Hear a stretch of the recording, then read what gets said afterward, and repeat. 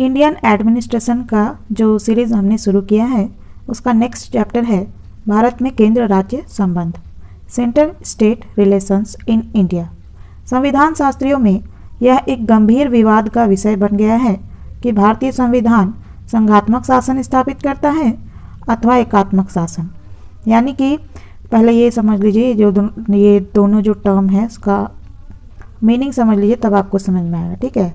संघात्मक शासन, संघात्मक शासन का अर्थ है कि संविधान जो है बराबर शक्तियाँ प्रदान करती है केंद्रीय सरकार एवं राज्य सरकार या इकाइयों को। ठीक है। लेकिन एकात्मक शासन में संविधान द्वारा शक्तियाँ जो है विभाजित नहीं की जाती। ठीक है। केवल केंद्र सरकार को शक्तियाँ प्राप्त होती है। तो संविधान शास्त्रियों में यह एक गंभीर विषय बन गया है कि भारतीय संविधान संघात्मक शासन स्थापित करता है अथवा एकात्मक शासन। के.सी. वियर के अनुसार भारत मुख्यतः एकात्मक राज्य है जिसमें संघीय विशेषताएं नाम मात्र की है। भारत का संविधान संघीय कम है और एकात्मक अधिक। डी.एन. बनर्जी का विचार है कि भारतीय संविधान का ढांचा संघीय है किंतु उसका झुकाव एकात्मकता की ओर है। डी.डी. बसु के अभिमत में भारत का संविधान न तो पूर्ण रूप से एकात्मक है और न ही पूर्ण रूप से संघात्मक है, अपितु दोनों का मिश्रण है। जी.एन. जोशी के अनुसार भारत संघ राज्य नहीं है अपितु अर्ध संघ और उसमें कतिपय एकात्मकता के भी अधिक लक्षण है। प्रोफेसर सूद के अनुसार यद्यपि भारत एक संघ है तथापि उसका विधान कई दृष्टियों से सच्चे संघ के रूप में और सच्चे संघ के स्वरूप से भिन्नता रखता है। वहीं प्रोफेसर अलेक्जेंड्रोविच के अनुसार भारत सच्चा संघ है तथापि अन्य संघों की भांति इसकी अपनी कुछ निराली विशेषताएं हैं। भारत को अर्ध संघात्मक कहना भी मिथ्या है। नॉर्मन डी पामर के अनुसार भारतीय गणतंत्र एक संघ है तथा उसकी अपनी विशेषताएं हैं जिन्होंने संघीय स्वरूप को अपने ढंग से ढाला है। प्रोफेसर पायली का विचार है कि भारत के संविधान का ढांचा संघात्मक है किंतु उसकी आत्मा एकात्मक है। डॉक्टर सुभाष कश्यप का विचार है कि संविधान दोहरे शासन तंत्र की स्थापना करता है। सरकारों की दो श्रेणियां हैं, संघ की सरकार और अवयवी राज्यों की सरकारें। संविधान ने संघ सरकार और राज्य सरकारों के बीच शक्तियों का वितरण किया है। संघवाद के इन बहिरंग लक्षणों के बावजूद भारतीय संविधान का प्रधान स्वर एकात्मकता का है। संघवाद के इन बहिरंग लक्षणों के बावजूद भारतीय संविधान का प्रधान स्वर एकात्मकता का है। एच.वी. पाटस्कर के अनुसार हमने संघ के ढांचे को बनाए रखा, उसकी अंतर्वस्तु में परिवर्तन कर दिया। डॉक्टर अंबेडकर जो संविधान के रचयिता है, उनका कहना था कि यह एक संघीय संविधान है क्योंकि यह दोहरे शासन तंत्र की स्थापना करता है जिसमें केंद्र में संघीय सरकार तथा उसके चारों ओर परिधि में राज्य सरकारें हैं जो संविधान द्वारा निर्धारित निश्चित क्षेत्रों में सर्वोच्च सत्ता का प्रयोग करती है। तो आपने समझा किस प्रकार अलग अलग विद्वानों ने अलग अलग मत दिए हैं। कुछ ने कहा है कि ये संघीय सरकार है, कुछ ने कहा है एकात्मक सरकार है और कुछ का कहना है कि ये संघीय एवं एकात्मक सरकार का मिश्रण है। ठीक है। वहीं डॉक्टर अंबेडकर जो है वह इसे एक संघीय संविधान कहते थे क्योंकि यह दोहरे शासन तंत्र की स्थापना करता है जिसमें केंद्र में संघीय सरकार तथा उसके चारों ओर परिधि में राज्य सरकारें हैं जो संविधान द्वारा निर्धारित निश्चित क्षेत्रों में सर्वोच्च सत्ता का प्रयोग करती है। इस प्रकार भारतीय संविधान का स्वरूप संविधान विशेषज्ञों के मध्य विवाद का विषय बना हुआ है। संविधान अंगीकृत हो जाने के बाद भी यह विवाद समाप्त नहीं हुआ। हमारे संविधान निर्माताओं का ध्येय कोई मौलिक संविधान बनाना नहीं था, अपितु वे तो एक काम चलाऊ और व्यवहारिक संविधान निर्मित करना चाहते थे। इसी कारण उन्होंने प्रचलित संघीय संविधानों से केवल ऐसे तत्वों को लिया है जिन्हें उन्होंने अपने लिए उपयोगी समझा। डॉक्टर सुभाष कश्यप लिखते हैं कि प्रश्न जो प्रायः उठाया जाता है वह है केंद्र और राज्यों के बिगड़ते हुए संबंध का, तेलंगाना आदि राज्यों की मांग का तथा संघात्मक व्यवस्था के भविष्य का। यहाँ भी हम एक भारी भ्रांति के शिकार हैं और वह यह है कि भारतीय संविधान संघात्मक है अथवा फेडरल। क्या हम ऐसी संवैधानिक व्यवस्था को फेडरल कह सकते हैं जिस व्यवस्था के अंतर्गत केंद्रीय संसद जब चाहे राज्यों के नाम, सीमाएं, आकार, क्षेत्र बदल सकती हो, उनका विभाजन कर सकती हो, उनके क्षेत्र के टुकड़े कर पड़ोसी राज्यों में बांट सकती हो और मानचित्र से किसी राज्य विशेष को पूर्णतया मिटा सकती हो, जब चाहे राज्यों की प्रतिनिधि सरकार को समाप्त कर सकती हो और किसी भी राज्य या राज्यों का शासन सीधे अपने हाथ में ले सकती हो। जिस प्रकार भारतीय राजनीतिक व्यवस्था के स्वरूप के विषय में वाद विवाद बना हुआ है, उसी प्रकार अथवा उससे भी कहीं अधिक उसके संघीय स्वरूप के बारे में विवाद है और यह विवाद 1950 से जब से संविधान बना उस समय से अब तक बराबर चला आ रहा है। और इस विवाद का मुख्य बिंदु यह है कि भारतीय व्यवस्था संघीय है अथवा नहीं। ठीक है, संघीय है अथवा नहीं मतलब कि भारतीय व्यवस्था जो है इसमें शक्ति का वितरण राज्य और केंद्र दोनों सरकार को मिला है या नहीं। ठीक है, केसी वेयर को मोटे रूप से इस विवाद का जन्मदाता कहा जा सकता है, क्योंकि उन्होंने इस विषय में संदेह प्रकट किया कि भारतीय संघ वास्तव में संघीय है। इस संबंध में जो दृष्टिकोण सामने आए हैं उन्हें मोटे तौर पर दो भागों में विभक्त किया जा सकता है। पहला है वैधानिक एवं संस्थागत विचारधारा, legal and structural approach, and दूसरा है व्यवहारिक विचारधारा, एम्पिरिकल अप्रोच। जहाँ तक कानूनी ढांचे से संबंधित दृष्टिकोण का प्रश्न है, यह कहा जा सकता है कि हमारा संविधान संघीय है, यद्यपि उसकी संघीयता की मात्रा के विषय में मतभेद होना स्वाभाविक है। केसी वेयर, एलेक्जेंड्रोविच एवं डीन पॉल एपलबी इस दृष्टिकोण को प्रस्तुत करने वाले प्रमुख विदेशी विद्वान हैं। केसी वेयर ने कहा है कि भारतीय संघ अधिक से अधिक अर्ध संघ है। उनकी यह विचारधारा हमारे संविधान के विधिगत अध्ययन पर आधारित है। इसके विपरीत एलेक्जेंड्रोविच का कहना है कि अर्ध संघ का विचार ही दोषपूर्ण है, या तो कोई राजनीतिक व्यवस्था संघीय है या है ही नहीं। एलेक्जेंड्रोविच की धारणा है कि भारतीय संघ विधिक दृष्टि से पूर्ण संघ है, क्योंकि जो तत्व या लक्षण संघीय व्यवस्था में पाए जाते हैं वे सभी लक्षण भारतीय व्यवस्था में स्पष्टता से पाए जाते हैं। परंतु वे यह भी मानते हैं कि भारत में राज्यों की तुलना में केंद्र का पक्ष अधिक शक्तिशाली है। एपलबी ने संवैधानिक ढांचे पर दृष्टिपात करते हुए कहा है कि भारत में देखने में तो केंद्र अधिक शक्तिशाली दिखाई देता है, परंतु वास्तव में राज्यों की शक्तियाँ भी कम नहीं हैं। उनकी मान्यता है कि यदि राज्य यह निश्चित कर ले कि उन्हें केंद्र की नीतियों का कार्यान्वयन नहीं होने देना है, तो केंद्र को अपनी नीतियों को कार्यान्वित करने में बड़ी कठिनाइयों का सामना करना पड़ सकता है। मोरिस जोन्स, मार्कुस फ्रांडा तथा अशोक चंदा ने भारतीय संघ व्यवस्था का व्यवहारिक अध्ययन विशेषकर नियोजन के परिप्रेक्ष्य में किया है। इन लेखकों की यह धारणा है कि नियोजन के फलस्वरूप भारत में न केवल संघीय व्यवस्था का ही अंत हो गया है, अपितु संसदीय प्रणाली भी लुप्त सी लगती है। मॉरिस जोन्स ने लिखा है कि भारत में केवल सहयोगी संघवाद है और सहयोगी संघवाद में से एक सौदेबाजी की ध्वनि भी निकलती है। मार्कुस फ्रांडा के अनुसार भारत में संघीय व्यवस्था का कोई एक प्रतिमान यानी मॉडल नहीं है, बल्कि उसके विभिन्न प्रतिमान है। विभिन्न राज्यों के संदर्भ में संघीय व्यवस्था ने गतिशील स्वरूप धारण किया है। भारतीय संविधान के संघात्मक लक्षण। संविधान का स्वरूप संघात्मक है। Federal features of the Indian constitution. The constitution is federal in form. संघवाद वह यंत्र है जिसके द्वारा राज्य की सारी शक्तियों का विभाजन दो प्रकार की सरकारों के मध्य हो जाता है।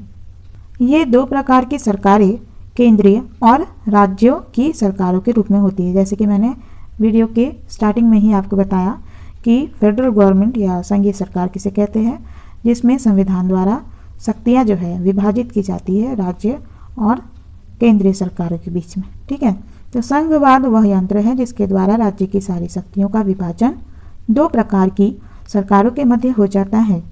ये दो प्रकार की सरकारें केंद्रीय और राज्यों की सरकारों के रूप में होती है। संघ सरकार की परिभाषा करते हुए फाइनर ने कहा है कि यह एक शासन है जिसमें सत्ता और शक्ति का एक भाग स्थानीय क्षेत्रों में निहित होता है और दूसरा भाग केंद्रीय संस्था में। डाइसी के अनुसार संघ राज्य एक ऐसी राजनीतिक रचना है जिसमें राष्ट्रीय एकता और शक्ति का प्रदेशों के अधिकारों की रक्षा करते हुए दोनों में सामंजस्य स्थापित किया जाता है।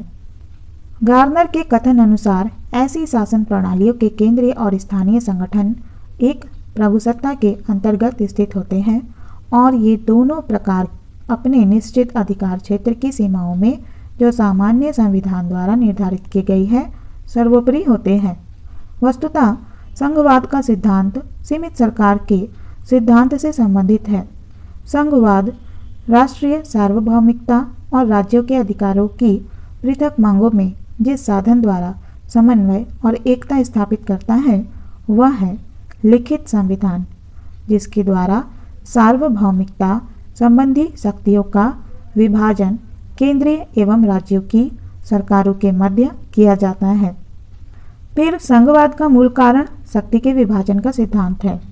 केसी वियर के अनुसार संघीय सिद्धांत से मेरा तात्पर्य शक्ति के विभाजन के तरीके से है जिससे सामान्य यानी संघीय एवं क्षेत्राधिकारी यानी राज्यों सरकारें अपने क्षेत्र में समान एवं पृथक होती है।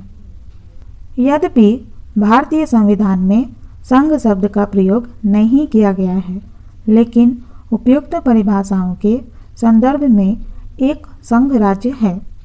भारतीय संविधान में संघात्मक व्यवस्था के सभी लक्षण विद्यमान हैं। पहला, संघात्मक व्यवस्था होने के जो लक्षण है भारतीय संविधान में, उसमें पहला लक्षण है संविधान की सर्वोच्चता। लिखित संविधान संघवाद की प्रथम शर्त है। डाइसी के अनुसार एक संघ राज्य अपना अस्तित्व उस लेख पत्र से प्राप्त करता है जिसके द्वारा उसकी स्थापना हुई है। संघ राज्य में लिखित संविधान सर्वोच्च कानून होता है। संविधान के लिखित स्वरूप से संघीय मामलों में मतभेद होने की संभावना बहुत कम हो जाती है। साधारण कानूनों की तुलना में लिखित संविधान स्थायी होते हैं। संविधान के द्वारा सरकारों के संगठन और कार्यों का कानूनी और संवैधानिक आधार तथा संघ और राज्यों के संबंध और क्षेत्र अधिकार निर्धारित किए जाते हैं। अमेरिकी संविधान की भांति यद्यपि भारतीय संविधान में यह घोषित नहीं किया गया है कि संविधान सर्वोच्च होगा, लेकिन फिर भी भारतीय संविधान इस देश का लिखित सर्वोच्च कानून है। इसके उपबंध सभी सरकारों पर बाध्यकारी है और किसी भी सरकार द्वारा संविधान का उल्लंघन नहीं किया जा सकता। भारत में कोई भी शक्ति संविधान के ऊपर नहीं है। शक्तियों का विभाजन, शक्तियों का विभाजन जो है एक संघीय सरकार की लक्षण है, जो कि भारतीय संविधान की सर्वोच्चता जैसा एक और लक्षण है शक्तियों का विभाजन, जो कि संघीय सरकार होने का लक्षण है। ठीक है, संघात्मक व्यवस्था का लक्षण है शक्तियों का विभाजन। अन्य संघों की भांति भारतीय संविधान द्वारा भी संघ और राज्यों के बीच शक्ति का विभाजन किया गया है। संविधान के इस अंश का निर्माण कनाडा के संघ की प्रेरणा पर आधारित है, परंतु एक समवर्ती सूची और जोड़ दी गई है जो ऑस्ट्रेलिया के संविधान की देन है। शक्ति विभाजन 3 सूचियों के आधार पर किया गया है। शक्ति विभाजन 3 सूचियों के आधार पर किया गया है, जो इस प्रकार है। पहला है संघ सूची। ठीक है, संघ सूची में 97 विषय हैं। यह सूची यानी संघ सूची तीनों सूचियों में विशाल है। इसके प्रमुख विषय इस प्रकार हैं: प्रतिरक्षा, सशस्त्र सेनाएं, अणुशक्ति, विदेशी कार्य, राजनयिक प्रतिनिधित्व, युद्ध एवं शांति, डाक, तार, बेतार, दूरभाष, संचार, सिक्का, टंकण, विदेशी विनिमय, विदेशी ऋण, भारत का रिजर्व बैंक, सीमा कर इत्यादि इत्यादि विषय जो संघ के लिए समान हित के हैं तथा संपूर्ण देश को एक सूत्रता प्रदान करने के लिए आवश्यक है। इस सूची में यानी संघ सूची में वर्णित विषयों पर केवल संसद को ही विधि निर्माण का अधिकार है। शक्ति विभाजन की 3 सूचियों में से दूसरा सूची है राज्य सूची। इस सूची में साधारणतया वे विषय रखे गए हैं जो क्षेत्रीय महत्व के हैं। इस सूची के विषयों पर विधि निर्माण का अधिकार सामान्यतया राज्यों की व्यवस्थापिकाओं को प्राप्त है। इस सूची में 66 विषय हैं जिनमें कुछ प्रमुख है पुलिस, न्याय, जेल, स्थानीय स्वशासन, सार्वजनिक स्वास्थ्य, कृषि, सिंचाई और सड़कें आदि। शक्ति विभाजन की 3 सूचियों में तीसरी सूची है समवर्ती सूची। औपचारिक रूप में और कानूनी दृष्टि से इन तीनों सूचियों के विषयों की संख्या वही बनी हुई है जो मूल संविधान में थी, लेकिन 42वें संवैधानिक संशोधन 1976 द्वारा राज्य सूची के 4 विषय शिक्षा, वन, जंगली जानवर तथा पक्षियों की रक्षा और नापतौल समवर्ती सूची में कर दिए गए हैं और सूची में साधारणतया वे विषय रखे गए हैं जिनका महत्व केंद्रीय और क्षेत्रीय दोनों ही दृष्टियों से है। इस सूची यानी कि समवर्ती सूची के विषयों पर केंद्र तथा राज्यों दोनों को ही कानून निर्माण का अधिकार प्राप्त है। यदि इस सूची के किसी विषय पर केंद्र तथा राज्य सरकार द्वारा निर्मित कानून परस्पर विरोधी हो तो सामान्यतः केंद्र का कानून मान्य होगा, परंतु अनुच्छेद 254 के अंतर्गत इसका एक अपवाद भी है कि यदि समवर्ती सूची पर राज्य के व्यवस्थापन को राष्ट्रपति की अनुमति प्राप्त हो चुकी है तो यह विधि संसद की विधि के बावजूद भी लागू हो सकेगी। इस सूची में कुल 47 विषय हैं जिनमें से कुछ प्रमुख विषय हैं फौजदारी विधि तथा प्रक्रिया, निवारक निरोध, विवाह और विवाह विच्छेद, दत्तक और उत्तराधिकार, कारखाने, श्रमिक संघ, औद्योगिक विवाद, सामाजिक सुरक्षा और सामाजिक बीमा, पुनर्वास और पुरातत्व, शिक्षा और वन आदि। कनाडा की भांति भारत में भी अवशिष्टाधिकार रेजिडुअरी पावर्स केंद्र को ही प्रदान किए गए हैं। अनुच्छेद 249 के अनुसार राज्यसभा के प्रस्ताव से संसद राज्य सूची के किसी भी विषय पर कानून बना सकती है। अनुच्छेद 250 के अनुसार संकट काल में भी संसद राज्य सूची के विषय पर कानून बना सकती है। इसी प्रकार अनुच्छेद 252 के अनुसार या 2 से अधिक राज्यों के निवेदन पर संसद राज्य सूची के विषयों पर व्यवस्थापन कर सकती है। भारतीय संविधान का संघात्मक व्यवस्था होना का एक लक्षण है स्वतंत्र सर्वोच्च न्यायालय। भारतीय संविधान के संरक्षण के रूप में कार्य करने के लिए एक स्वतंत्र सर्वोच्च न्यायालय की भी व्यवस्था की गई है। संविधान के द्वारा एक सर्वोच्च न्यायालय और राज्यों में उच्च न्यायालयों की भी व्यवस्था की गई है जिन्हें उन कानूनों को अवैधानिक घोषित करने का अधिकार है जो संविधान के विरुद्ध है। Professor KV. राव के शब्दों में इस दृष्टि से हमारा संविधान पूर्व सोवियत संघ या स्विट्जरलैंड के संविधान से अधिक संघात्मक है। संघात्मक व्यवस्था का लक्षण होता है उच्च सदन का राज्य सदन होना। भारतीय संसद का उच्च सदन अर्थात राज्यसभा राज्यों का सदन है। यह राज्यों का प्रतिनिधि करता है। यद्यपि यह सच है कि यह प्रतिनिधित्व समानता के आधार पर ना होकर जनसंख्या के आधार पर है। संशोधन प्रणाली। भारतीय संविधान में संशोधन प्रणाली पूर्णतया संघीय प्रक्रिया के अनुरूप है। कतिपय संशोधन विधेयकों को राष्ट्रपति के समक्ष उनकी अनुमति के लिए प्रस्तुत करने से पूर्व कम से कम आधे राज्यों के विधानमंडलों के संकल्प द्वारा स्वीकृति प्राप्त करना आवश्यक है। यदि आधे राज्यों के विधानमंडलों की स्वीकृति प्राप्त न हो तो संविधान के अनेक महत्वपूर्ण अंशों में संशोधन नहीं किया जा सकता। उपयुक्त तथ्यों के आधार पर यह कहा जा सकता है कि भारतीय संविधान एक पूर्ण संघात्मक प्रणाली की स्थापना करता है। पायली ने लिखा है कि भारतीय संविधान के संघीय न होने पर विवाद उठाने का कोई कारण दृष्टिगत नहीं होता। संविधान संघवाद की कसौटी पर खरा उतरता है। ठीक है, यानी भारत का जो संविधान है ये संघवाद की कसौटी पर खरा उतरता है। अब तक आपने जाना भारतीय संविधान एक संघात्मक व्यवस्था है। भारतीय संविधान जो है एक संघात्मक व्यवस्था होने के लक्षण रखती है। अब आप जानेंगे कि भारतीय संविधान के एकात्मक लक्षण क्या है। ठीक है, भारतीय संविधान के एकात्मक लक्षण: संविधान द्वारा शक्तिशाली केंद्र की स्थापना। Unitary features of the Indian constitution: the constitution creates a strong central government. Clear, मतलब कि भारतीय संविधान जो है सिर्फ केंद्र को ही शक्तिशाली बनाती है, केंद्र सरकार को ही सारी शक्तियाँ देती है। इससे के समर्थन में भी कई तथ्य है। ठीक है, कई लक्षण है। संविधान के अनेक सदस्यों का यह मत है कि संविधान में संघात्मक सिद्धांत की निरंकुशतापूर्ण हत्या की गई है। पी.टी. चाको का मत था कि जो संविधान सभा के निर्माण किया है पी.टी. चाको का मत था कि जो संविधान सभा ने निर्माण किया है वह शरीर से संघात्मक है किंतु आत्मा से एकात्मक है। सभी शक्तियाँ संसद को प्रदान कर दी गई है और व्यवहारता राज्य विधानमंडलों को कोई शक्तियाँ प्रदान नहीं की गई है।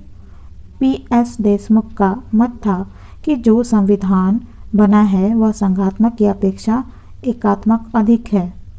वहीं बी.एम. गुप्ता का मत था कि नए संविधान के अंतर्गत भारत संघात्मक राज्य न होकर विकेंद्रीकृत एकात्मक राज्य होगा।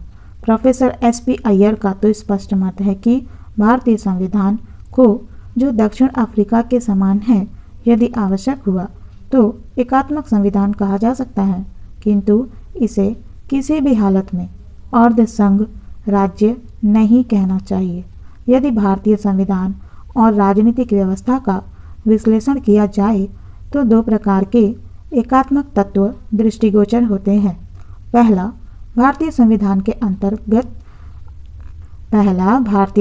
के अंतरंग में उपस्थित एकात्मक तत्व और दूसरा भारतीय संविधान के बहिरंग में उपस्थित एकात्मक तत्व।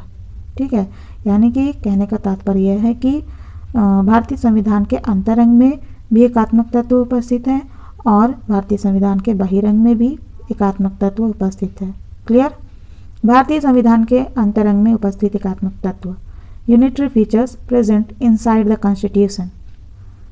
भारतीय संविधान निर्माता भारतीय इतिहास के इस तथ्य से परिचित थे कि भारत में जब जब केंद्रीय सत्ता दुर्बल हो गई तब तब भारत की एकता भंग हो गई और उसे पराधीन होना पड़ा, यानी हारना पड़ा। संविधान निर्माता भारत में इतिहास की पुनरावृत्ति नहीं चाहते थे, अतः संविधान निर्माताओं ने केंद्रीय सत्ता को अधिक शक्तिशाली बनाने का कार्य न्यायिक व्याख्या द्वारा सर्वोच्च न्यायालय पर छोड़ने की अपेक्षा स्वयं ही कर लेना उचित समझा।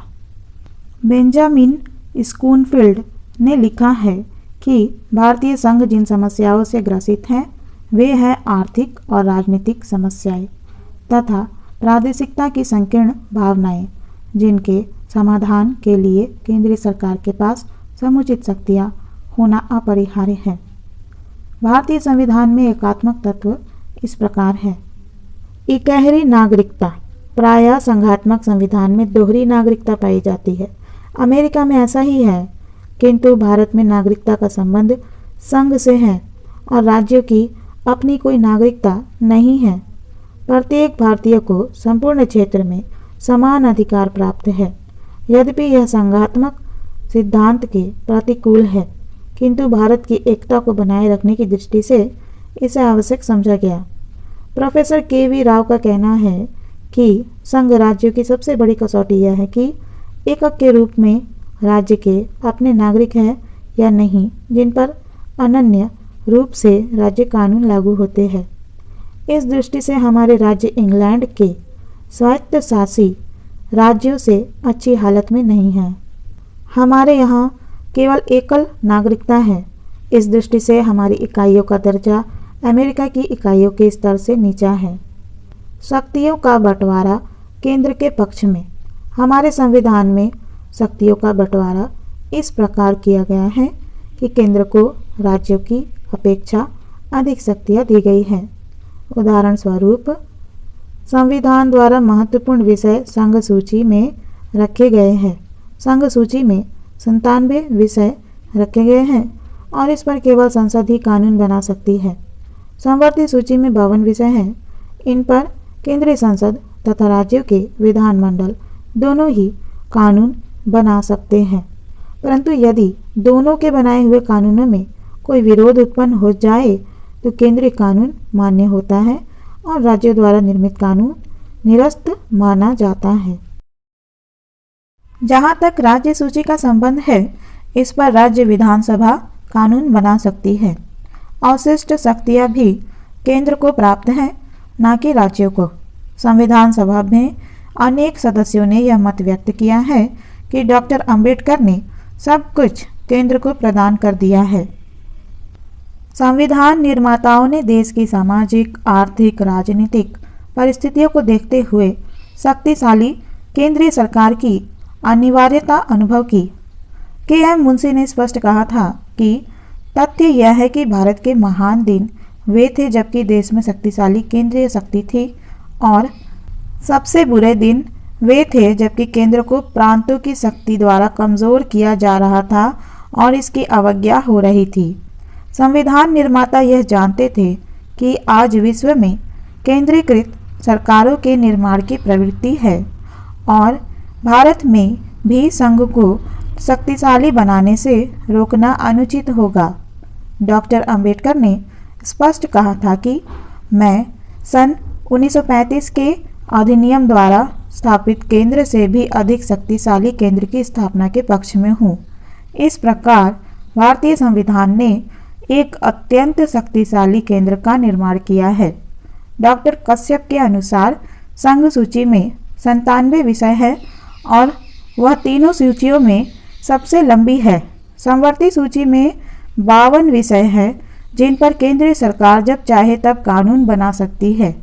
इसके अतिरिक्त अवशिष्ट शक्तियाँ भी केंद्रीय सरकार में निहित है। संघ और राज्यों के लिए एक ही संविधान। प्रायः संघ प्रणाली में राज्यों के संविधान संघ से पृथक होते हैं, लेकिन भारत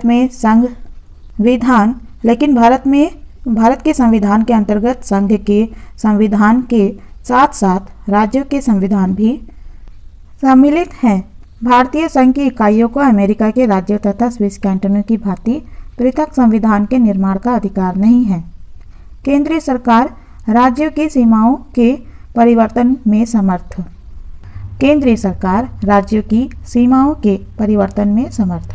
अमेरिका या ऑस्ट्रेलिया की संघ में इकाई राज्यों की सीमाओं में उनकी सहमति के बिना परिवर्तन नहीं किया जा सकता, किंतु हमारे संविधान के अनुच्छेद 3 के अनुसार संसद को यह अधिकार है कि वह किसी राज्य से उसका कोई प्रदेश पृथक कर दे या 2 या 2 से अधिक राज्यों को मिलाकर कोई नया राज्य बना दे, किसी राज्य के क्षेत्रफल में कमी या वृद्धि कर दे, राज्यों की सीमाओं तथा उनके नाम बदल दे।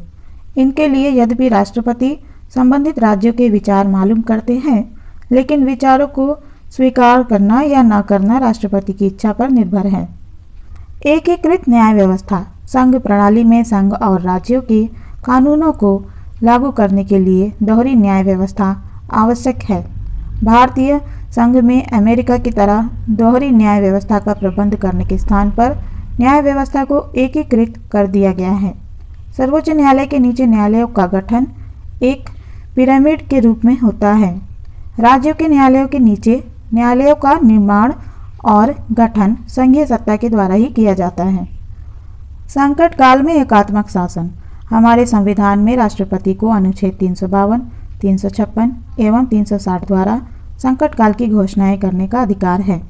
अनुच्छेद 352 के अंतर्गत राष्ट्रीय आपातकाल के समय संसद को राज्य सूची में वर्णित सभी विषयों के ऊपर कानून बनाने और राज्यों पर सभी प्रकार के प्रशासकीय नियंत्रण प्राप्त हो जाते हैं।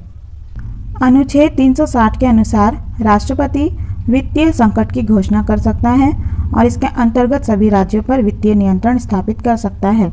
वित्तीय संकट के समय राष्ट्रपति राज्यों के धन विधेयकों को भी अपनी मंजूरी के लिए मंगवा सकता है। राज्य में वैधानिक संकट के समय राज्यपाल केंद्र सरकार के एजेंट के रूप में राज्य का शासन चलाता है और उस समय संसद उस राज्य के लिए कानून बनाने का अधिकार रखती है। इस प्रकार संकट काल में राज्य स्वायत्तता प्राप्त इकाइयां न रहकर एकात्मक राज्य के अंग हो जाते हैं। पायली के अनुसार संकट काल की घोषणा से संविधान का संघात्मक स्वरूप समाप्त हो जाता है और केंद्रीय शासन सर्वोपरि हो जाता है। संविधान में उल्लिखित संकटकालीन प्रावधानों के संबंध में हृदयनाथ कुंजरू ने स्पष्ट किया था कि इन अनुच्छेदों से यह संभावना है कि राज्यों के साथ ऐसे व्यवहार किया जाए जैसे वे बच्चे हो और राष्ट्रपति ग्रामीण पाठशाला का एक शिक्षक। महत्वपूर्ण विषयों की एकीकृत व्यवस्था। अधिकांश संघ राज्यों में दोहरा कानून, दोहरी न्याय व्यवस्था, दोहरी उच्च नागरिक सेवाएं, दोहरा लेखा परीक्षण इत्यादि व्यवस्थाएं होती है, किंतु भारतीय संविधान द्वारा उन समस्त महत्वपूर्ण विषयों के संबंध में जो राष्ट्र की एकता बनाए रखने के लिए आवश्यक है, एकरूपता स्थापित करने का प्रयत्न किया गया है। अखिल भारतीय प्रशासन तथा पुलिस सेवाओं की व्यवस्था की गई है और इन सेवाओं के सदस्य राज्यों में महत्वपूर्ण प्रशासनिक पदों पर नियुक्त किए जाते हैं। राज्यसभा के 2/3 बहुमत से पारित संकल्प के द्वारा अन्य अखिल भारतीय सेवाएं भी स्थापित की जा सकती है।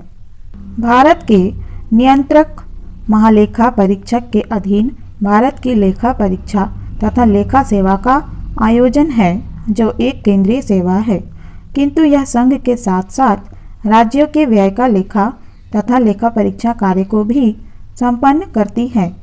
निर्वाचन आयोग की नियुक्ति राष्ट्रपति द्वारा की जाती है और आयोग संसद के साथ साथ राज्य विधानमंडलों के निर्वाचनों को भी संपन्न कराता है। दीवानी तथा दंड संबंधी कानून संहिताबद्ध है और पूरे देश पर लागू होते हैं। उनकी एकरूपता कायम रखने के लिए उन्हें समवर्ती सूची में रखा गया है। राज्यों के राज्यपालों की नियुक्ति। भारतीय संघ के इकाई राज्यों के राज्यपालों की नियुक्ति राष्ट्रपति द्वारा की जाती है। राज्यपाल राष्ट्रपति के प्रसाद पर्यंत अपने पद पर रहते हैं। राज्यपाल केंद्र के प्रतिनिधि के रूप में कार्य करते हैं। राज्यपालों के माध्यम से केंद्रीय सरकार का राज्यों पर प्रत्येक स्थिति में पूर्ण नियंत्रण रहता है। राज्यपालों को नियुक्त किए जाने की यह विधि संघात्मक सिद्धांतों के प्रतिकूल है। वह केंद्र और राज्य के प्रति निष्ठा में पारस्परिक विरोध की स्थिति में केंद्र को ही प्रसन्न रखना चाहेगा, चाहे इससे राज्य के हितों का बलिदान ही क्यों न करना पड़े। भारतीय संविधान के अंतर्गत या अंतरंग में उपस्थित एकात्मक तत्वों का वर्णन किया जा रहा है। ठीक है, तो आर्थिक दृष्टि से राज्यों की दुर्बल स्थिति।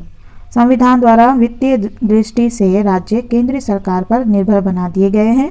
केंद्र द्वारा राज्यों को विभिन्न प्रकार के अनुदान आदि दिए जाते हैं और इस आर्थिक सहायता के कारण केंद्र राज्यों पर छाया रहता है।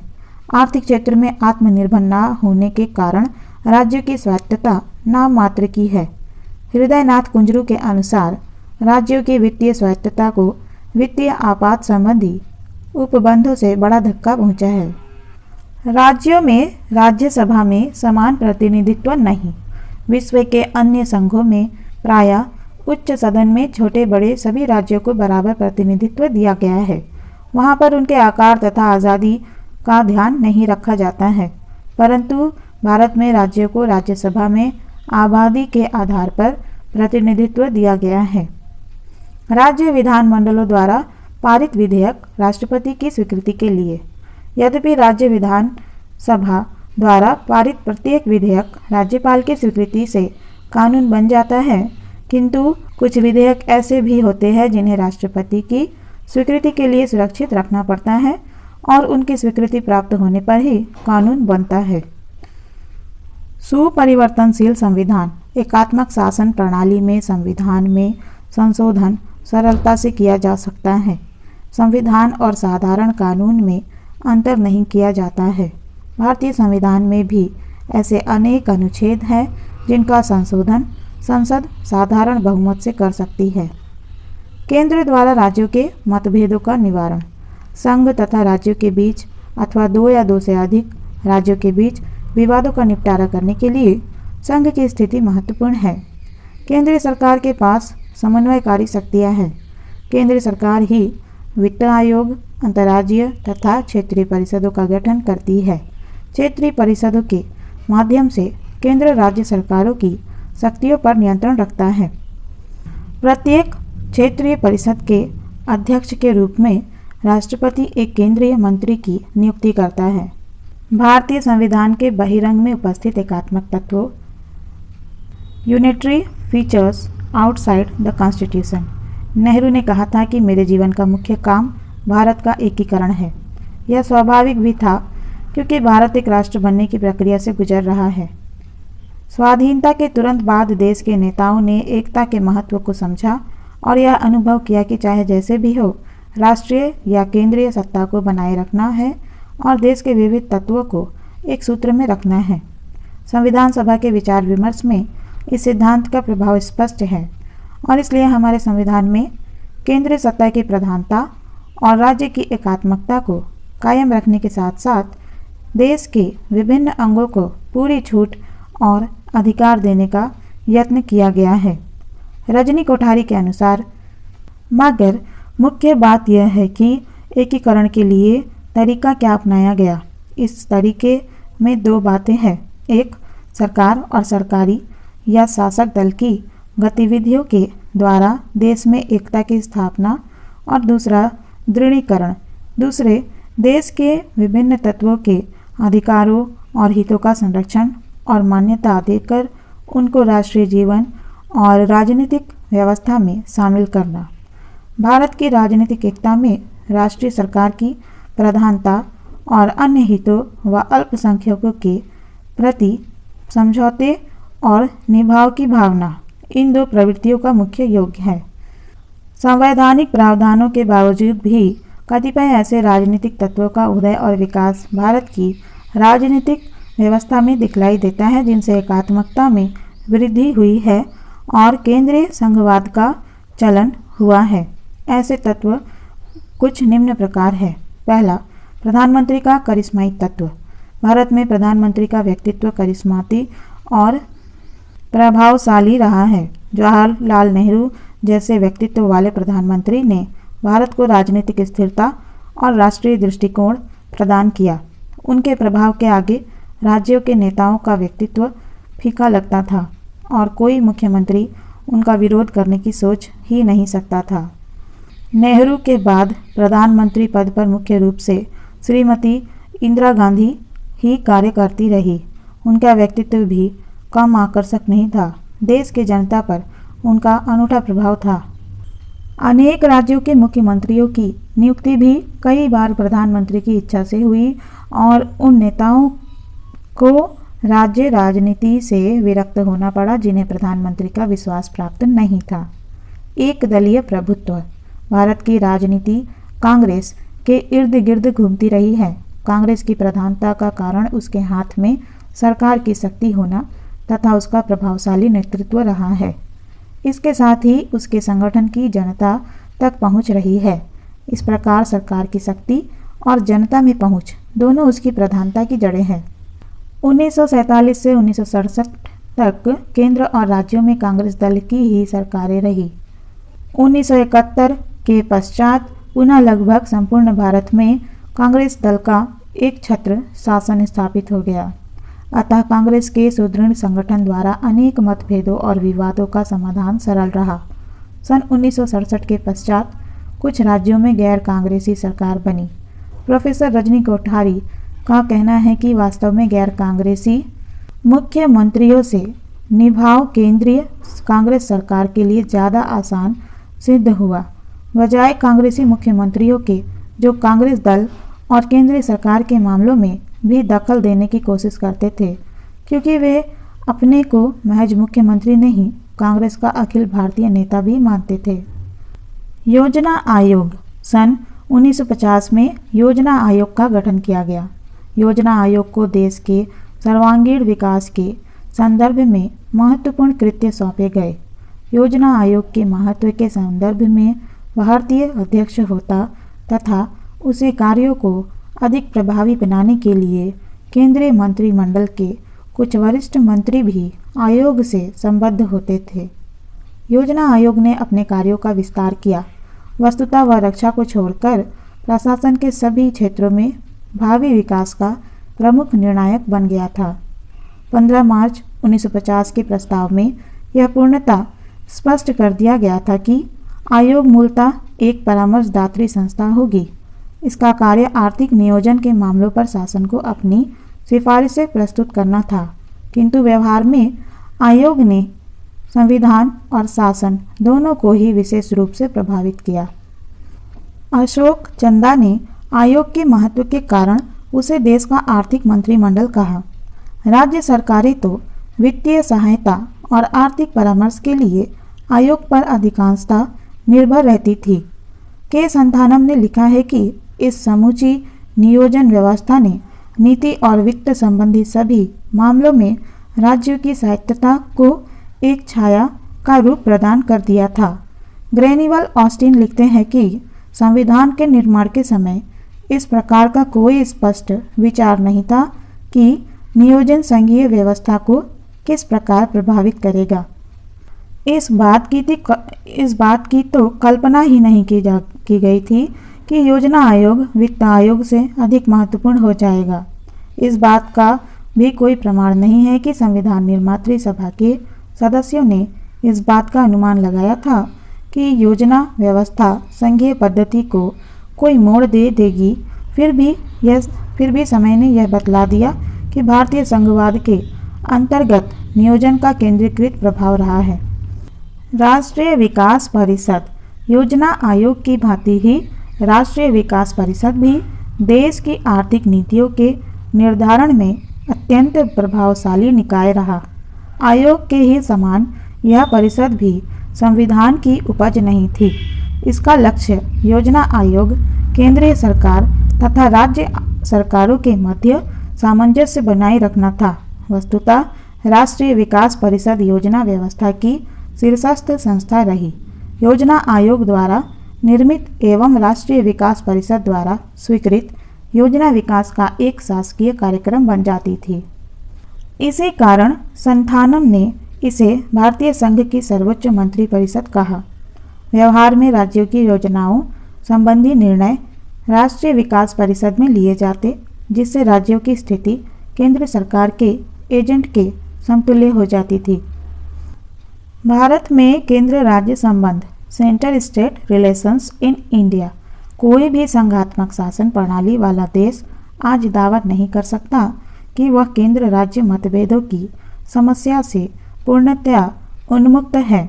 यथार्थ में संघ व्यवस्था, जिसका आधार परस्पर सामंजस्यपूर्ण हिस्सेदारी की भावना है, को तनावों का संस्थाकरण इंस्टीट्यूशनलाइज्ड टेंशन करने वाली व्यवस्था भी कहा जा सकता है। अमेरिका के संविधान के विपरीत, जिसमें केवल केंद्र सरकार की शक्तियों का स्पष्ट रूप से वर्णन किया गया है और अवशेष शक्तियां राज्यों को दी गई है, भारत के संविधान ने केंद्र तथा राज्यों के बीच शक्तियों के वितरण की एक अधिक निश्चित सुस्पष्ट योजना अपनाई है। संविधान के आधार पर संघ तथा राज्यों के संबंधों को 3 भागों में विभाजित किया जा सकता है। पहला, केंद्र तथा राज्यों के विधायी संबंध। दूसरा, केंद्र तथा राज्यों के प्रशासनिक संबंध तथा तीसरा, केंद्र तथा राज्यों के वित्तीय संबंध। भारतीय संघ में केंद्र राज्य विधायी संबंध सेंटर स्टेट लेजिस्लेटिव रिलेशंस। संघ व राज्यों के विधायी संबंधों का संचालन उन तीनों सूचियों के आधार पर होता है जिन्हें संघीय सूची, यूनियन लिस्ट, राज्य सूची, स्टेट लिस्ट तथा समवर्ती सूची, कंकरेंट लिस्ट का नाम दिया गया है। इन सूचियों को 7वीं अनुसूची में रखा गया है। संघ सूची, इस सूची में राष्ट्रीय महत्व के ऐसे विषयों को रखा गया है जिसके संबंध में संपूर्ण देश में एक ही प्रकार की नीति का अनुकरण आवश्यक कहा जा सकता है। इस सूची के सभी विषयों पर विधि निर्माण का अधिकार संघीय संसद को प्राप्त है। इस सूची में कुल 97 विषय हैं, जिनमें से कुछ प्रमुख ये हैं: रक्षा, वैदेशिक मामले, युद्ध व संधि, देशीकरण व नागरिकता, विदेशियों का आना जाना, रेले, बंदरगाह, हवाई मार्ग, डाक, तार, टेलीफोन व बेतार, मुद्रा निर्माण, बैंक, बीमा, खाने व खनिज आदि। राज्य सूची। इस सूची में साधारणतया वे विषय रखे गए हैं जो क्षेत्रीय महत्व के हैं। इस सूची के विषयों पर विधि निर्माण का अधिकार सामान्यतया राज्यों की व्यवस्थापिकाओं को ही प्राप्त है। राज्य सूची में 62 विषय हैं, जिनमें से कुछ प्रमुख हैं: पुलिस, न्याय, जेल, स्थानीय स्वशासन, सार्वजनिक स्वास्थ्य, कृषि, सिंचाई और सड़कें आदि। समवर्ती सूची। समवर्ती सूची में साधारणतया वे विषय रखे गए हैं जिनका महत्व क्षेत्रीय व संघीय दोनों ही दृष्टियों से है। इस सूची के विषयों पर संघ तथा राज्य दोनों को ही विधियां बनाने का अधिकार प्राप्त है। यदि समवर्ती सूची के विषय पर संघीय संसद तथा राज्य व्यवस्थापिका द्वारा निर्मित कानून परस्पर विरोधी हो तो सामान्यतः संघ का कानून मान्य होगा। इस सूची में यानी समवर्ती सूची में कुल 52 विषय हैं, जिनमें से कुछ प्रमुख ये है: फौजदारी विधि तथा प्रक्रिया, निवारक निरोध, विवाह और विवाह विच्छेद, दत्तक और उत्तराधिकार, कारखाने, श्रमिक संघ, औद्योगिक विवाद, सामाजिक सुरक्षा और सामाजिक बीमा, पुनर्वास और पुरातत्व, शिक्षा और वन आदि। अवशेष विषय। संयुक्त राज्य अमेरिका, स्विट्जरलैंड और ऑस्ट्रेलिया में अवशेष विषयों के संबंध में कानून निर्माण का अधिकार इकाइयों को प्रदान किया गया है, लेकिन भारतीय संघ में कनाडा के संघ की तरह अवशेष विषयों के संबंध में कानून निर्माण की शक्ति संघीय संसद को प्रदान की गई है। राज्य सूची के विषयों पर संसद को व्यवस्थापन की शक्ति। Parliament can legislate subjects of state list. सामान्यतया संविधान द्वारा किए गए इस शक्ति विभाजन का उल्लंघन किसी भी सत्ता द्वारा नहीं किया जा सकता। संसद द्वारा राज्य सूची के किसी विषय पर और किसी राज्य की व्यवस्थापिका द्वारा संघ सूची के किसी विषय पर निर्मित कानून अवैध होगा, लेकिन संसद के द्वारा कुछ विशेष परिस्थितियों के अंतर्गत राष्ट्रीय हित तथा राष्ट्रीय एकता हेतु राज्य सूची के विषयों पर भी कानूनों का निर्माण किया जा सकता है। संसद को इस प्रकार की शक्ति प्रदान करने वाले संविधान के कुछ प्रमुख प्रावधान इस प्रकार है।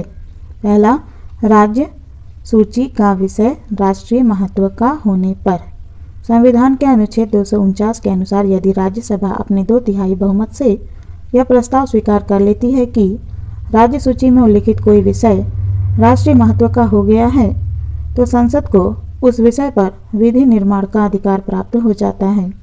इसकी मान्यता केवल 1 वर्ष तक रहती है।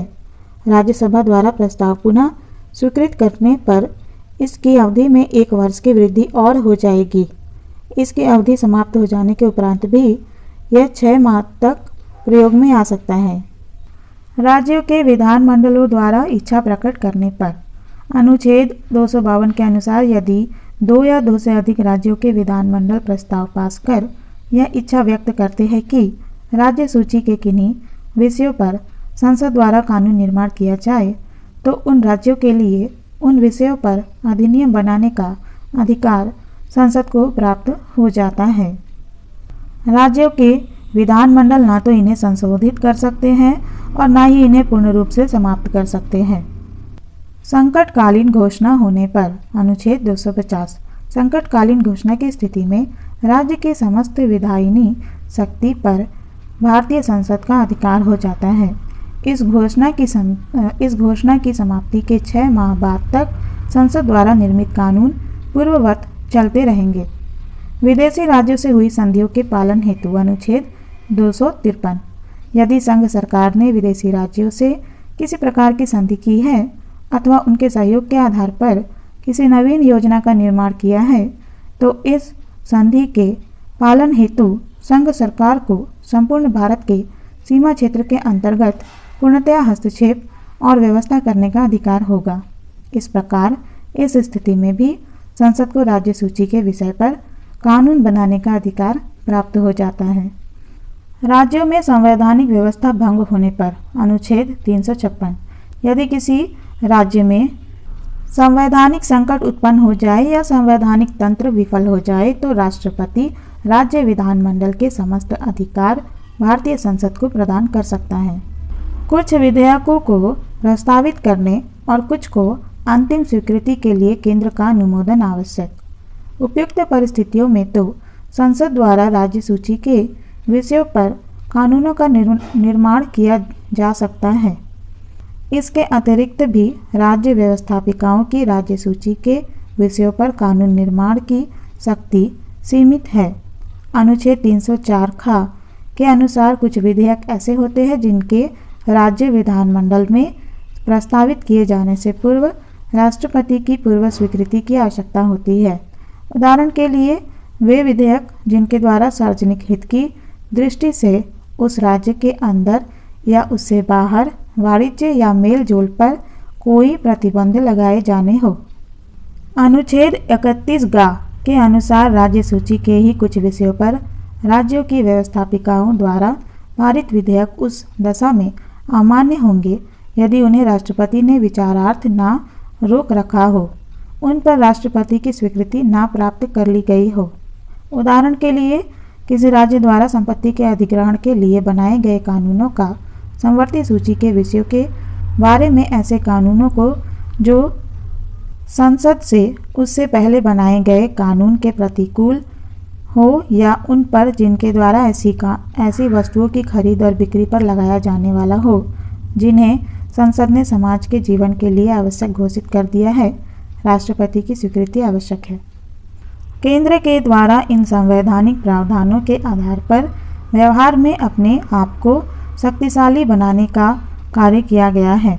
उदाहरण के लिए 1954 में तृतीय संशोधन के आधार पर समवर्ती सूची के विषयों में वृद्धि की गई, जिससे कि खाद्यान्न के अभाव से उत्पन्न स्थिति का सामना करने के लिए केंद्रीय सरकार आवश्यक कदम उठा सके। राज्य सूची के विषयों पर केंद्रीय हस्तक्षेप। राज्यों द्वारा यह भी शिकायत की गई है कि केंद्र उद्योग, व्यापार एवं वाणिज्य जैसे विषयों पर कानून बनाने लग गया है, जबकि ये विषय राज्य सूची में उल्लिखित है। सन 1951 में संसद ने उद्योग विकास एवं नियंत्रण अधिनियम पारित किया, जिसमें उन उद्योगों का उल्लेख किया गया जिनको जनहित में केंद्र द्वारा नियंत्रित करना आवश्यक था। धीरे धीरे अनेक उद्योगों को इस अधिनियम के अंतर्गत ले लिया गया। इस प्रकार राज्य सूची में वर्णित 24, 26 तथा 27 संख्या वाले विषयों पर केंद्र का अधिकार स्थापित हो गया। यही नहीं, पत्ती, कागज, गोंद, जूते, माचिस, साबुन आदि विषयों पर भी केंद्रीय सरकार का नियंत्रण स्थापित हो गया। राज्य के नेताओं का कहना है कि इस प्रकार के अत्यधिक केंद्रीकरण से राज्यों का आर्थिक विकास अवरुद्ध हो गया है।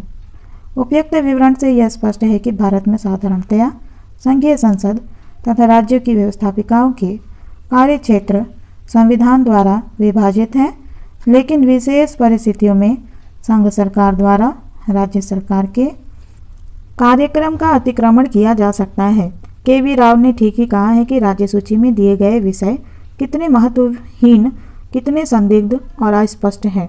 फाइली के अनुसार विधायी सत्ता के वितरण की समूची योजना से निस्संदेह केंद्रीकरण की एक प्रबल प्रवृत्ति प्रकट होती है।